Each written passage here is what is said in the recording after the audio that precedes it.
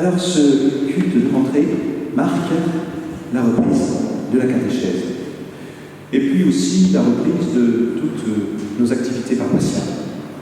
Alors j'espère que vous ne vivez pas ce moment comme quelque chose de rébarbatif, d'ennuyeux, car en vérité, c'est un événement important qui nous réunit ce matin encore.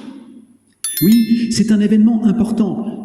C'est le royaume de Dieu, pas moins que cela. Le royaume de Dieu qui est tout proche de nous, qui est au milieu de nous.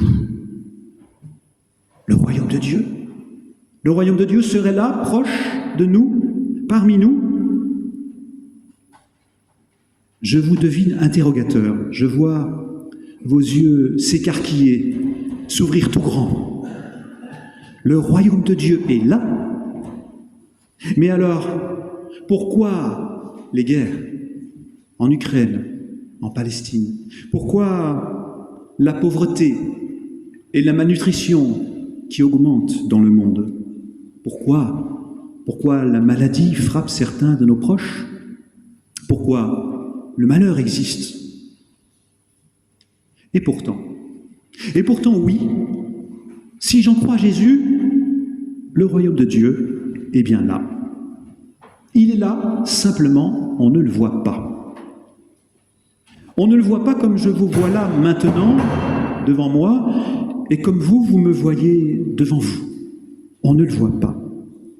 On ne le voit pas car le royaume de Dieu est caché. Oui, c'est déjà cela que je retiens de ces deux paraboles que nous avons lues, de ces deux paraboles de Jésus. Le royaume de Dieu, c'est un trésor caché. Dans ma Bible, c'est le titre qui est donné à la première parabole. Et c'est aussi la première phrase que vous avez entendue. Le règne de Dieu est semblable à un trésor caché. Un trésor, cela veut dire quelque chose d'important. J'y reviendrai. Un trésor caché, cela veut dire que ça ne saute pas aux yeux. Autrement dit, il faut peut-être chercher un peu. Le trésor n'est pas là où on pense le trouver. Le trésor n'est pas là où on l'attend. Le trésor, ce n'est pas quelque chose de matériel, comme par exemple le dernier iPhone qui vient de sortir. Ce n'est pas un outil technologique qui multiplierait nos possibilités, que l'on pourrait acquérir, posséder en main propre. Le trésor, ce n'est pas non plus quelque chose de sensationnel, comme un saut en parapente. Ce n'est pas une performance sportive ou un jeu qui nous procurerait une sensation extraordinaire, un plaisir énorme, l'espace d'un instant. Le trésor, ce n'est pas non plus quelque chose qu'on peut programmer, prévoir à l'avance. C'est un événement inattendu qui provoque émerveillement et joie, pas moins que cela. Et cette joie ne se limite pas à un instant de bonheur ou à quelques secondes de plaisir. Non, c'est une joie qui dure. C'est une joie qui change, qui transforme toute une vie. Ainsi, oui, l'évangile de Matthieu porte notre attention sur la joie émerveillée de cet homme qui traverse un champ et qui, en chemin, trouve quelque chose de tellement précieux qu'il est prêt à se débarrasser de tout le reste, qu'il est prêt à se dépouiller de tout pour acquérir cette chose précieuse. Oui, mes frères, mes sœurs, le royaume de Dieu, c'est d'abord cette expérience-là. Alors, vous me direz, ok, d'accord, mais dis-nous, explique-nous quel est ce trésor qu'on ne voit pas à l'œil nu, mais qui est tellement précieux qu'il éclaire toute une vie et que tout le reste passe après. Qu'est-ce que c'est? Où est-il ce trésor? Je vous donne un indice, ou plutôt c'est Jésus qui lui-même nous a donné un indice important lorsqu'il a accueilli un enfant au milieu de ses disciples, il leur a dit « Le royaume de Dieu est à ceux qui leur ressemblent. » Alors je ne pense pas que Jésus voulait dire que les enfants étaient plus sages, meilleurs que leurs parents. Je pense plutôt qu'il voulait souligner la capacité que les enfants ont à s'émerveiller. Lorsque les adultes, eux, sont plus souvent blasés ou indifférents. Tenez, allez par exemple dans une crèche, observez les enfants, regardez comment ils jouent. Souvent, il est question de trésors dans leur jeu. Et tout petit déjà, ils babillent, ils s'émerveillent devant un objet de rien du tout, et ils peuvent rester ainsi longtemps avec ce trésor-là dans leurs mains, dans une sorte de communion qui exclut tout le reste. Il n'y a plus qu'une chose qui compte, une seule au monde. Alors parfois, on interprète ces deux paraboles de Jésus en disant « pour acquérir le trésor ou la perle », autrement dit pour accéder au royaume, il faut renoncer à plein de choses. Mais le « il faut » est de trop. Il n'est pas question de devoir ici, non.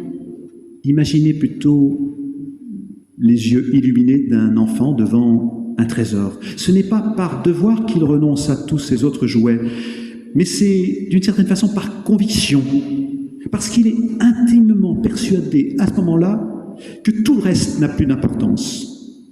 Le trésor ou la perle, éblouissante de lumière, jette dans l'ombre tous les autres objets. Oui, j'aime ces deux petites paraboles, parce qu'elles parlent de la foi, non pas comme d'une affaire sérieuse, rébarbative, ennuyante. Non, elle nous parle de la foi comme d'une rencontre qui procure joie et bonheur et qui change la vie. C'est une expérience unique, absolue, qui nous est dépeinte ici, comme peut l'être une rencontre amoureuse. Oui, si un de vos amis vous déclare qu'il est amoureux, bien sûr cela va exciter votre curiosité. Vous chercherez à savoir qui est la personne qu'il aime. Mais d'abord, ce que vous remarquerez, c'est son visage transformé, son visage illuminé de bonheur. Donc le royaume, oui, le royaume, c'est d'abord un jaillissement de bonheur. C'est une existence terne et grise qui, soudain, se remplit de 1000 couleurs. Le royaume, c'est une aventure absolue, que l'on peut décomposer en deux temps. Il y a d'abord cette joie émerveillée au moment de la découverte du trésor, de la perle, et puis surtout, et les deux paraboles insistent sur ce point, c'est le second temps, il y a cette décision complètement démesurée qui consiste à tout vendre, à tout laisser derrière pour acquérir le trésor. Bon, oui, mais alors, ce trésor, où est-il? Où le trouve-t-on puisqu'il est si bien caché? Alors je pourrais vous donner une définition toute faite à apprendre par cœur, mais ce ne serait pas juste. Ce ne serait pas juste parce qu'il s'agit d'une expérience personnelle. Il s'agit d'une rencontre que chacun vit de manière singulière et différente, que chacun exprime à sa façon. Alors je voudrais juste vous donner deux exemples. Deux exemples de personnes que j'ai rencontrées assez récemment, qui m'ont témoigné de ce trésor caché qu'elles avaient un jour découvert. Alors, ce sont deux témoignages parmi d'autres, et bien sûr, par respect pour elles, je ne les nommerai pas. Je pense d'abord à une personne qui m'a confié que, dans son enfance, on lui avait parlé d'un Dieu qui punissait les coupables et qui récompensait ceux qui avaient bien agi. Un Dieu qui envoyait les uns en enfer et les autres au paradis. Elle me disait, cette personne, que cela l'avait tellement dégoûtée qu'elle s'était éloignée de toute pratique religieuse des années durant. Elle avait choisi de plutôt s'intéresser aux sciences humaines, et à la psychologie. Mais chemin faisant, elle s'était ouverte à une autre compréhension de l'existence, à une autre compréhension de Dieu également. Et un jour, quelqu'un lui parla de Jésus-Christ. Alors elle se mit à lire les évangiles, et là, elle fit l'expérience de l'amour infini de Dieu pour elle. Et cette découverte, oui, cette découverte changea toute sa vie. Je pense à cette autre personne, au départ agnostique, sans éducation chrétienne, comme on dit, et qui, à la suite d'un burn-out professionnel, avait fait l'expérience de la grâce. Oui, elle disait avoir senti la présence de Dieu, son soutien inconditionnel, alors qu'elle se trouvait en plein désarroi. Elle s'était sentie accompagnée dans les moments les plus noirs. Elle témoignait du fait que cela avait changé totalement son orientation professionnelle, mais aussi sa compréhension de l'existence. À la suite de cette expérience, elle est venue me voir. Elle est venue pour mieux comprendre ce qui s'était passé, ce qui lui était arrivé. Et lorsque je lui ai parlé de la Bible, et lorsque je lui ai parlé en particulier du cheminement spirituel de l'apôtre Paul, alors elle m'a dit avoir trouvé les mots qui traduisaient ce qu'elle avait vécu. Mais voilà, il ne s'agit que de 2 exemples, mais il y en a tellement d'autres. Je pourrais vous citer tellement d'autres témoignages, et vous en connaissez, vous aussi. Et vous qui êtes venus à ce culte, si vous êtes là aujourd'hui, et si vous avez amené vos enfants, c'est peut-être parce que vous avez été touchés par la grâce à un moment donné, ou bien c'est parce que vous pressentez plus ou moins clairement qu'il y a un trésor à découvrir, notamment dans l'écoute des textes que l'on trouve dans la Bible. On n'a pas tous vécu une expérience radicale, mais parfois, petit à petit, la lumière est venue, ou en tout cas le pressentiment qu'il y avait là quelque chose d'important, un trésor à découvrir. Alors, quand je dis trouver dans la Bible le trésor, tout dépend de quel texte on parle. Car, il faut bien le dire, la Bible contient une diversité de textes bibliques, et il y en a qui sont moins intéressants que d'autres. On peut même dire qu'il y en a qui n'ont aucun sens pour nous aujourd'hui, même s'ils gardent un intérêt sur le plan historique ou culturel. Alors oui, selon les pages que nous lisons, nous pouvons, parfois, il peut nous arriver de penser que la Bible est un livre rébarbatif, ennuyeux. Alors, je voudrais vous dire, aux plus jeunes en particulier, ne vous découragez pas trop vite. Ne refermez pas tout de suite votre Bible, car je crois qu'elle contient des trésors cachés. Oui, elle contient le témoignage d'une multitude de croyants qui se sont succédés au cours des siècles et qui ont fait part de la rencontre émerveillée qu'ils ont vécue et qui a éclairé toute leur vie. Avant de conclure, permettez-moi un mot sur la seconde parabole dont je n'ai pas beaucoup parlé jusque-là, cette parabole qui met en scène ce marchand qui est à la recherche de la perle rare. Alors on peut penser que la deuxième parabole n'est qu'une répétition de la première et que Jésus se répéterait au cas où nous serions un petit peu durs d'oreille, mais je crois que dans cette seconde parabole, il y a quelque chose de nouveau, il y a un élément nouveau. Oui, Jésus enchaîne avec l'histoire du marchand.